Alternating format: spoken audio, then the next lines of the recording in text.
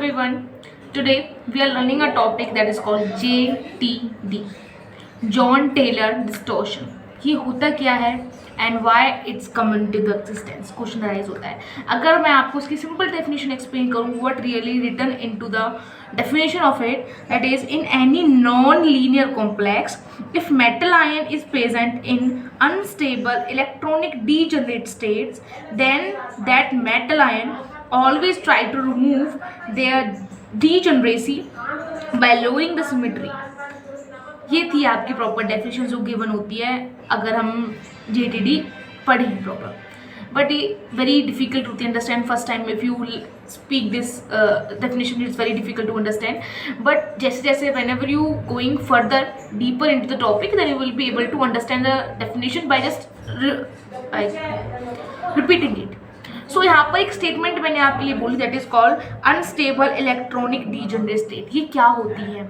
Unstable electronic degenerate state, electronically degenerate state. ये क्या होती है? जब आपकी अनसिमेट्रिकली ही इलेक्ट्रॉनिक कॉन्फ़िगरेशन हो. Unsymmetrically electronic configuration, I can explain you in easy language कि क्या होता है electronic configuration. So and another is by lowering the symmetry. Lowering the symmetry क्या होता है? सिमेट्री को सही करने के लिए हम क्या करते हैं? वह डिस्टॉर्शन करते हैं. डिस्टॉर्शन में कुछ ना कुछ उसके अंदर चेंजमेंट्स करते हैं. चेंजमेंट्स क्या होगी? कुछ ना कुछ उसके अंदर तोड़ फोड़. डिस्टॉर्शन मतलब ये समझ लो कि उसके अंदर हम तोड़ फोड़ करते हैं, इससे वो जो अपना कॉम्प्लेक्स है वो क्या हो जाए? स्टेबल हो जाए. ना एक्सप्लेनिंग यू कि कैसे हम चीज़ों को एक्सप्लेन करते हैं. Hello everyone, now we are learning JTD. What is JTD? JTD होता क्या है? It is called Jahn Teller distortion. This is called JTD.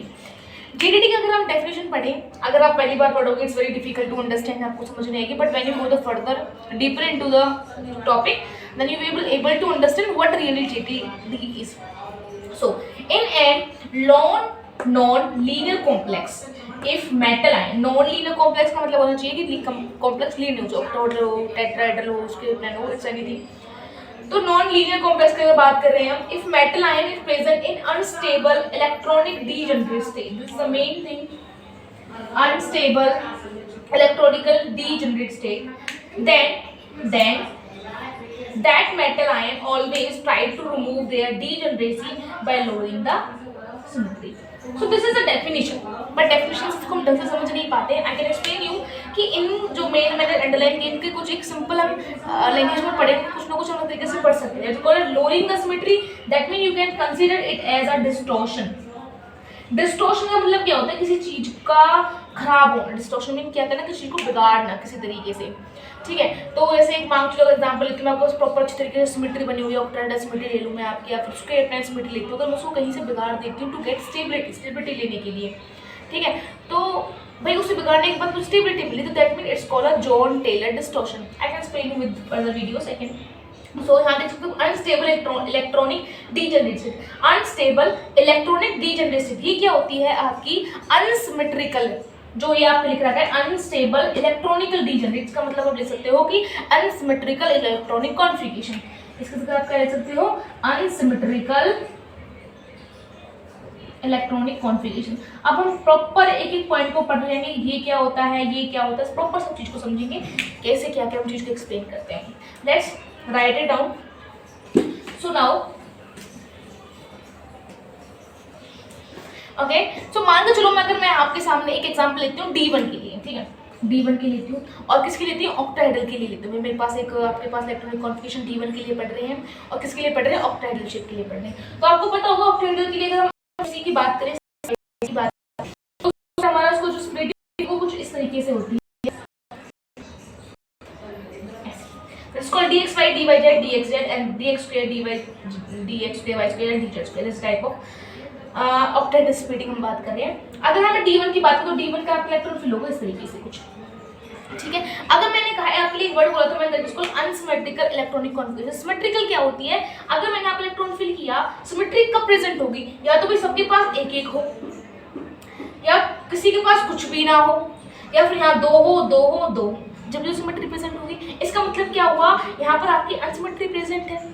समझ में आया? सिमेट्री कब प्रेजेंट होगी? या तो आपके पास T2G के अंदर T या EG के अंदर भी हम कह सकते हैं, दोनों केसेस लेते हैं यहाँ पर। T2G के अंदर क्या है, अनसिमेट्रिकल प्रेजेंट है, बिकॉज यहाँ पे क्या है, एक DX के अंदर ही DXY के अंदर ही इलेक्ट्रॉन प्रेजेंट है और सबके पास इलेक्ट्रॉन प्रेजेंट नहीं है। अगर मुझे T2G के अंदर स्टेबिलिटी चाहिए थी, सिमेट्रिकल इलेक्ट्रॉनिक कॉन्फ़िगरेशन चाहिए होनी थी, तो मैं क्या करती, मुझे सबके अंदर एक एक इलेक्ट्रॉन फिल करना पड़ता या फिर सबके अंदर दो दो इलेक्ट्रॉन फिल करना पड़ता है। This called the symmetrical unsymmetrical case पढ़ते हैं, ठीक है। अब यहाँ पे क्या है आपकी अनसिमेट्रिकल आपकी इलेक्ट्रॉनिक कॉन्फ़िगरेशन, जिसका से क्या होगा यहाँ पर डिस्टॉर्शन होगा। डिस्टॉर्शन किसका मतलब क्या होगा कि ये जो केस है अनसिमेट्रिकल एक अनस्टेबल केस है। अब क्या करेगा, ये अपनी एनर्जी को लोअर करेगा, वो एनर्जी लोअर होगी किसकी हेल्प से, डिस्टॉर्शन की हेल्प से। मतलब ये अपने अंदर क्या करेगा, कुछ अपनी सिमेट्री इस तरीके से बिगाड़ेगा जिससे इसकी एनर्जी लो हो जाए और वो स्टेबल हो जाए, इसी को हम JTD कहते हैं, ठीक है। तो ये क्या करता है, आप जो आपकी T2G के अंदर हम बेसिकली D1 के लिए बात करें तो T2G अपने आप को क्या करे, दो तरीके से तोड़ देता है, इस तरीके से। अब देखो T2G हमारा क्या करता है, मैंने बताया आपको इस तरीके से टूट जाता है। अब क्वेश्चन राइज होता है आपका, इससे क्या होती है आपकी, जब ये टूट जाता है इस तरीके से तो एक इलेक्ट्रॉन आपका नीचे आ जाएगा और यहाँ लिख देते हैं हम आपका दो पर जाएंगे DXY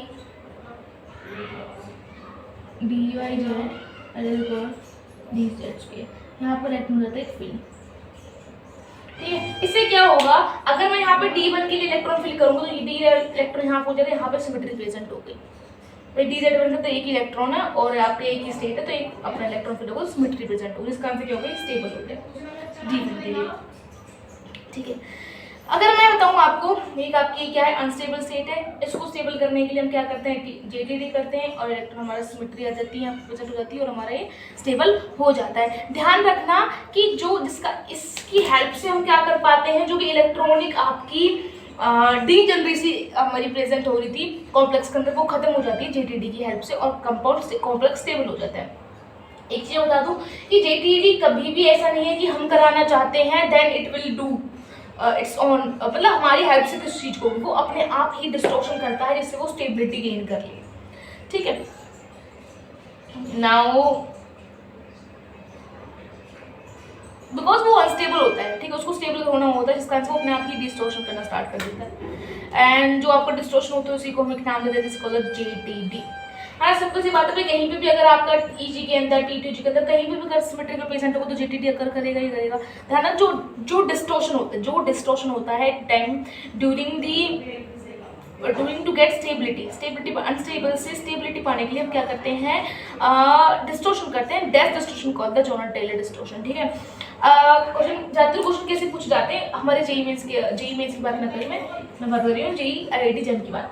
तो IIT JEM के अंदर ज़्यादातर क्वेश्चन पूछ जाते हैं कि कहीं पर JTD प्रेजेंट है या फिर नहीं है, बस इस टाइप के क्वेश्चन पूछ जाते हैं। यू कैन इजीली टेल कि कहीं पर अनसिमेट्रिकल प्रेजेंट है आपका T2G के अंदर, EG के अंदर कहीं भी प्रेजेंट हो अनसिमेट्रिकल इलेक्ट्रॉनिक कॉन्फ़िगरेशन तो JTD प्रेजेंट होता ही होता है। This is a way of asking in the questions, okay, and there are also some examples of it I can explain you.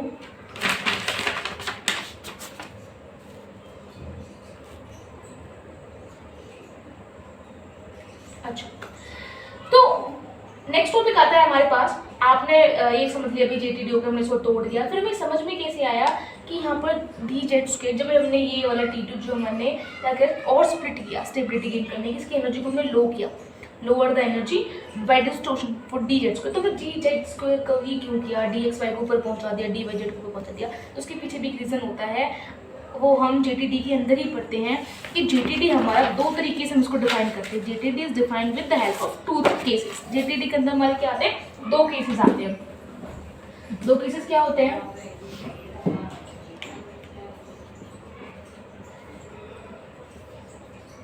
एक केस के अंदर जैसे हम कहते हैं जेड आउट, एक होता है आपका जेड इन, ठीक है। दो केसेस होते हैं जेड आउट एंड जेड इन।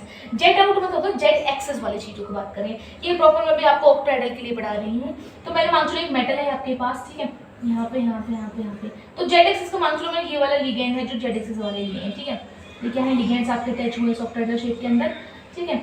और जो ये वाले हैं आपके, वो क्या है आपके जेड एक्सेस वाले। तो जेड एक्सेस वाले क्या है, आउट है, तो दूर है आपके जेड एक्सेस वाले यहाँ पर, ठीक है। और जेड एक्स और जेड वाई वाले क्या है, नजदीक है। तो एक बात तो जो जितना नजदीक होगा वहाँ पे इंटरेक्शन ज्यादा होगा, रिपल्शन ज्यादा होगा, उसकी एनर्जी इतनी ही हाई होगी और वो इतना ही अनस्टेबल होगा।